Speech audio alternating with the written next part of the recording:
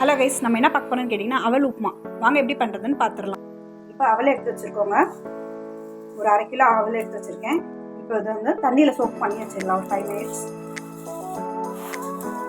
இப்போ ஆயில் ஊற்றிக்கலாங்க. தாளிக்கிறதுக்கு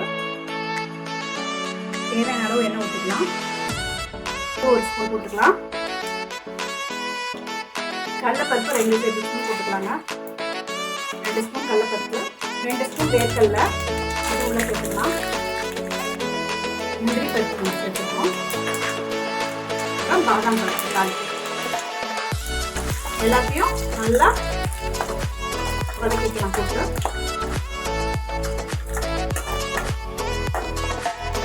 ஒரு வெங்காயம் பொடியை நறுக்கி வச்சிருக்கேன். அதையும் வந்து சேர்த்துக்கலாம். போட்டு நல்லா வதக்கிக்கலாம்.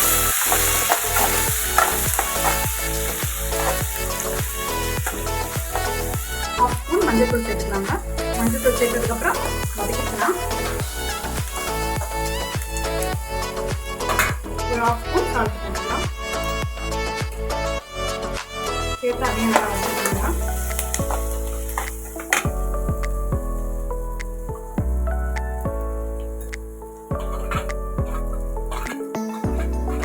ரெண்டு பச்சை மிளகாய் பொடியாக நறுக்கி வச்சிருக்கேன். அதையும் உள்ள சேர்த்துக்கலாம். அப்புறம் கருவேப்பிலை நல்லா வதக்கிக்கலாம்.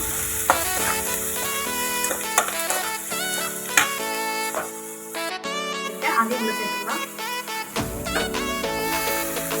அதையும் வதக்கிக்கலாம்.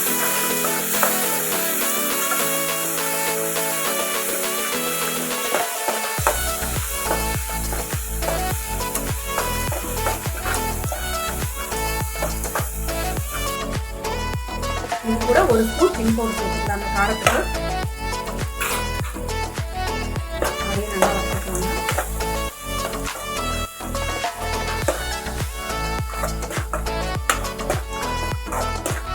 இது கூட 1/2 லெமனை புளிஞ்சு உள்ள சேர்த்துக்கலாம்.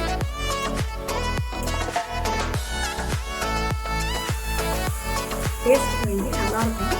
பாருங்க, லெமன் ஜூஸ் சேர்த்ததுக்கப்புறம் இந்த மாதிரி நல்லா வதக்கிக்கலாம். வதக்கினதுக்கப்புறம் சோப் பண்ணி வச்சு அவலை உள்ள சேர்த்துக்கலாம்.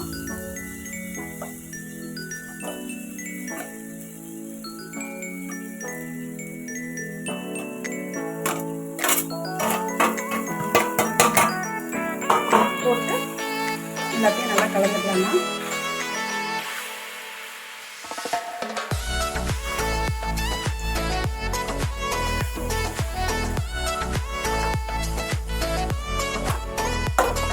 லோ ஃப்ளேமில் வச்சு நல்லா மிக்ஸ் பண்ணிக்கலாம்.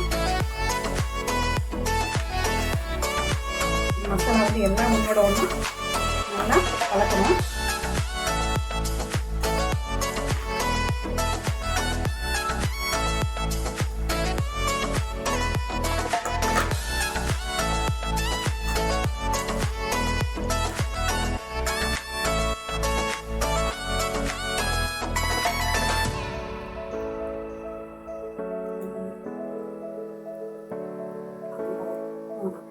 அவ்வளோதாங்க.